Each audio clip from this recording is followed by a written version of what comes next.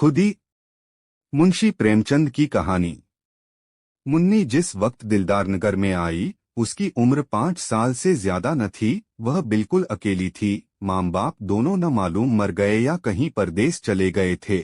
मुत्री सिर्फ इतना जानती थी कि कभी एक देवी उसे खिलाया करती थी और एक देवता उसे कंधे पर लेकर खेतों की सैर कराया करता था। पर वह इन बातों का जिक्र कुछ इस तरह करती थी कि जैसे उसने सपना देखा हो। सपना था या सच्ची घटना, इसका उसे ज्ञान न था। जब कोई पूछता तेरे मॉम बाप कहाँ गए, तो वह बेचारी कोई जवाब देने के बजाय रोने लगती और यूं ही उन सवालों को टालने के लिए एक तरफ हाथ उठाकर कहती ऊपर, कभी आसमान की तरफ देखकर कहती वहाँ। इस ऊपर और वहाँ से उसका क्या मतलब था यह किसी को मालूम न होता।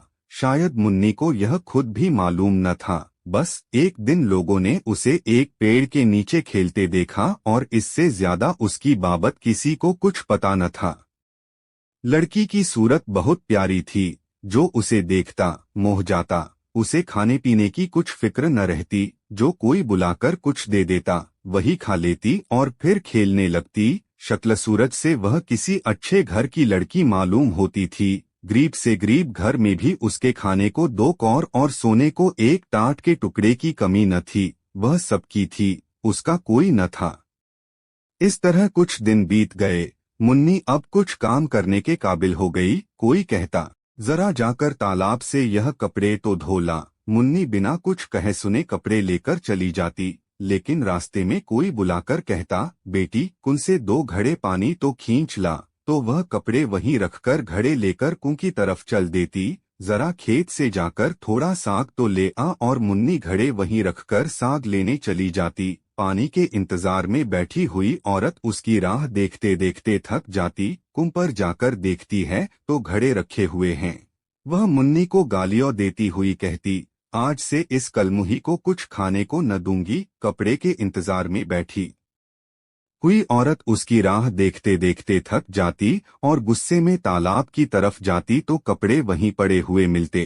तब वह भी उसे गालियां देकर कहती आज से इसको कुछ खाने को न दूंगी। इस तरह मुन्नी को कभी कभी कुछ खाने को न मिलता और तब उसे बचपन याद आता, जब वह कुछ काम न करती थी और लोग उसे बुलाकर खाना खिला देते थे। वह सोचती किसका काम करूं, किसका न करूं। जिसे जवाब दूं वही नाराज हो जाएगा। मेरा अपना कौन है, मैं तो सबकी हूँ। उसे गरीब को यह न मालूम था कि जो सबका होता है वह किसी का नहीं होता। वह दिन कितने अच्छे थे जब उसे खाने पीने की और किसी की खुशी या नाखुशी की परवाह न थी। दुर्भाग्य में भी बचपन का वह समय चैन का था। कुछ दिन और बीते। मुन्नी जवान हो गई। अब तक वह औरतों की थी, अब मर्दों की हो गई। वह सारे गांव की प्रेमिका थी पर कोई उसका प्रेमी न था। सब उससे कहते थे मैं तुम पर मरता हूँ, तुम्हारे वियोग में तारे गिनता हूँ, तुम मेरे दिलोजान की मुराद हो। पर उसका सच्चा प्रेमी कौन है, इसकी उसे खबर न होती थी। कोई उससे यह न कहता था कि तू मेरे दुख दर्द की शरीक हो जा। सब उससे अपने दिल का घर आबाद करना चाहते थे। सब उसकी निगाह पर एक मध्यम सी मुस्कुराहट पर कुर्बान होना चाहते थे। पर कोई उसकी बाह पकड़ने वाला, उसकी लाज रखने वाला न था। वह सबकी थी। उसकी मोहब्बत के दरवाजे सब पर खुले हुए थे, पर कोई उस पर अपना ताला न डालता था जिससे मालूम होता कि यह उसका घर है और किसी का नहीं। वह भोली भाली लड़की जो एक दिन न जाने कहां से भटक कर आ गई थी, अब गांव की रानी थी। जब वह अपने उतरत वक्षों को उभार कर रूपगर्व से गर्दन उठाए नजाकत से लचकती हुई चलती तो मंचले नौजवान दिल थाम कर रह जाते। उसके पैरों तले आंखें बिछाते कौन था जो उसके इशारे पर अपनी जान न निसार कर देता। वह अनाथ लड़की जिसे कभी गुड़ियों खेलने को न मिली, अब दिलों से खेलती थी। किसी को मारती थी, किसी को जिलाती थी, किसी को ठुकराती थी, किसी को थपकियां देती थी, किसी से रूठती थी, किसी को मनाती थी। इस खेल में उसे तिल और खून का सा मजा मिलता था। अब पौंसा पलट गया था। पहले वह सबकी थी, कोई उसका न था। अब सब उसके थे, वह किसी की न थी। उसे जिसे चीज की तलाश थी वह कहीं न मिलती थी। किसी में वह हिम्मत न थी जो उससे कहता आज से तू मेरी है, उस पर दिल न्यौछावर करने वाले बहुतेरे थे, सच्चा साथी एक भी न था। असल में उन सरफिरों को वह बहुत नीची निगाह से देखती थी, कोई उसकी मोहब्बत के काबिल नहीं था। ऐसे पस्तहिम्मतों को वह खिलौनों से ज्यादा महत्व न देना चाहती थी, जिनका मारना और जिलाना एक मनोरंजन से अधिक कुछ नहीं। जिस वक्त कोई नौजवान मिठाइयों के थाल और फूलों के हार लिए उसके सामने खड़ा हो जाता तो उसका जी चाहता मुंह नोच लूं। उसे वह चीजें कालकूट हलाहल जैसी लगती। उनकी जगह वह रुखी रोटियां चाहती थी। सच्चे प्रेम में डूबी हुई गहनों और अशर्फियों के ढेर उसे बिच्छू के डंक जैसे लगते। उनके बदले वह सच्ची, दिल के भीतर से निकली हुई बातें चाहती थी, जिनमें प्रेम की गंध और सच्चाई का गीत हो। उसे रहने को महल मिलते थे, पहनने को रेशम, खाने को एक से एक व्यंजन, पर उसे इन चीजों की आकांक्षा न थी। उसे आकांक्षा थी फूस के झोंपड़े, मोटे झोटे सूखे खाने। उसे प्राणघातक सिद्धियों से प्राणपोषक निषेध कहीं ज्यादा प्रिय थे। खुली हवा के मुकाबले में बंद पिंजरा कहीं ज्यादा चाहता। एक दिन एक परदेसी गांव में आ निकला। बहुत ही कमजोर दीनहीन आदमी था। एक पेड़ के नीचे सत्तू खाकर लेटा। एकाएक मुन्नी उधर से जा निकली। मुसाफिर को देखकर बोली, कहाँ जाओगे? मुसाफिर ने बेरुखी से जवाब दिया, जहन्नुम। मुन्नी ने मुस्कराकर कहा, क्यों, क्या दुनिया में जगह नहीं? औरों के लिए होगी, मेरे लिए नहीं। दिल पर कोई चोट लगी है? मुसाफिर ने जहरीली हंसी हंसकर कहा, बदनसीबों की तकदीर में और क्या है? रोना धोना और डूब मरना, यही उनकी जिंदगी का खुलासा है। पहली दो मंजिल तो तय कर चुका, अब तीसरी मंजिल और बाकी है। कोई दिन वह पूरी हो जाएगी, ईश्वर ने चाहा तो बहुत जल्द। यह एक चोट खाए हुए दिल के शब्द थे। जरूर उसके पहलू में दिल है, वरना यह दर्द कहाँ से आता? मुन्नी बहुत दिनों से दिल की तलाश कर रही थी। बोली, कहीं और वफा की तलाश क्यों नहीं करते? मुसाफिर ने निराशा के भाव से उत्तर दिया, तेरी तकदीर में नहीं, वरना मेरा क्या बना बनाया घोंसला उजड़ जाता।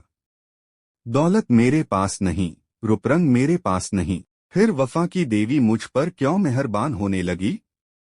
पहले समझता था वफा दिल के बदले मिलती है, अब मालूम हुआ और चीजों की तरह वह भी सोने चांदी से खरीदी जा सकती है। मुन्नी को मालूम हुआ, मेरी नजरों ने धोखा खाया था। मुसाफिर बहुत काला नहीं, सिर्फ सौवला। उसका नाकनक्षा भी उसे आकर्षक जान पड़ा। बोली, नहीं, यह बात नहीं, तुम्हारा पहला ख्याल ठीक था। यह कहकर मुन्नी चली गई। उसके हृदय के भाव उसके संयम से बाहर हो रहे थे। मुसाफिर किसी ख्याल में डूब गया। वह इस सुंदरी की बातों पर गौर कर रहा था। क्या सचमुच यहाँ वफा मिलेगी? क्या यहाँ भी तकदीर धोखा न देगी? मुसाफिर ने रात उसी गांव में काटी। वह दूसरे दिन भी न गया। तीसरे दिन उसने एक फूस का झोंपड़ा खड़ा किया। मुन्नी ने पूछा, यह झोपड़ा किसके लिए बनाते हो? मुसाफिर ने कहा, जिससे वफा की उम्मीद है। चले तो न जाओगे? झोंपड़ा तो रहेगा। खाली घर में भूत रहते हैं। अपने प्यारे का भूत ही प्यारा होता है। दूसरे दिन मुन्नी उस झोंपड़े में रहने लगी। लोगों को देखकर ताज्जुब होता था। मुन्नी उस झोंपड़े में नहीं रह सकती। वह उस भोले मुसाफिर को जरूर गा देगी, यह आम ख्याल था। लेकिन मुन्नी फूली न समाती थी। वह न कभी इतनी सुंदर दिखाई पड़ी थी, न इतनी खुश। उसे एक ऐसा आदमी मिल गया था जिसके पहलू में दिल था। लेकिन मुसाफिर को दूसरे दिन यह चिंता हुई कि कहीं यहाँ भी वही अभागा दिन न देखना पड़े, रूप में वफा का हो। उसे याद आया, पहले भी इसी तरह की बातें हुई थीं, ऐसी ही कसम खाई गई थीं, एक दूसरे से वादे किए गए थे, मगर उन कच्चे धागों को टूटते कितनी देर लगी। वह धागे क्या फिर न टूट जाएंगे? उसके क्षणिक आनंद का समय बहुत जल्द बीत गया और फिर वही निराशा उसके दिल पर छा गई। इस मरहम से भी उसके जिगर का जख्म न भरा। तीसरे रोज वह सारे दिन उदास और चिंतित बैठा रहा और चौथे रोज लापता हो गया। उसकी यादगार सिर्फ उसकी फूस की झोंपड़ी रह गई। मुन्नी दिन भर उसकी राह देखती रही। उसे उम्मीद थी कि वह जरूर आएगा, लेकिन महीनों गुजर गए और मुसाफिर न लौटा। कोई खत भी न आया, लेकिन मुन्नी को उम्मीद थी वह जरूर आएगा। साल बीत गया, पेड़ों में नई नई कोपलें निकलीं, फूल खिले, फल लगे, काली घटाएं आईं, बिजली चमकी, यहाँ तक कि जाड़ा भी बीत गया और मुसाफिर न लौटा। मगर मुन्नी को अब भी उसके आने की उम्मीद थी। वह जरा भी चिंतित न थी, भयभीत न थी। वह दिन भर मजदूरी करती और शाम को झोंपड़े में पड़ रहती। लेकिन वह झोंपड़ा अब एक सुरक्षित किला था, जहाँ सिरफिरों के निगाह के पांव भी लंगड़े हो जाते थे। एक दिन वह सर पर लकड़ी का गट्ठा लिए चली आती थी। एक रसियों ने छेड़खानी की। मुन्नी, क्यों अपने सुकुमार शरीर के साथ यह अन्याय करती हो? तुम्हारी एक कृपा दृष्टि पर इस लकड़ी के बराबर सोना न्यौछावर कर सकता हूँ। मुन्नी ने बड़ी घृणा के साथ कहा, तुम्हारा सोना तुम्हें मुबारक हो, यहाँ अपनी मेहनत का भरोसा है। क्यों इतना इतराती हो? अब वह लौटकर न आएगा। मुन्नी ने अपने झोंपड़े की तरफ इशारा करके कहा, वह गया कहाँ जो लौटकर आएगा? मेरा होकर वह फिर कहाँ जा सकता है? वह तो मेरे दिल में बैठा हुआ है। इसी तरह एक दिन एक और प्रेमीजन ने कहा, तुम्हारे लिए मेरा महल हाजिर है, इस टूटे फूटे झोपड़े में क्यों पड़ी हो? मुन्नी ने अभिमान से कहा, इस झोपड़े पर 1,00,000 महल न्यौछावर हैं। यहाँ मैंने वह चीज पाई है जो और कहीं न मिली थी और न मिल सकती है। यह झोपड़ा नहीं है, मेरे प्यारे का दिल है।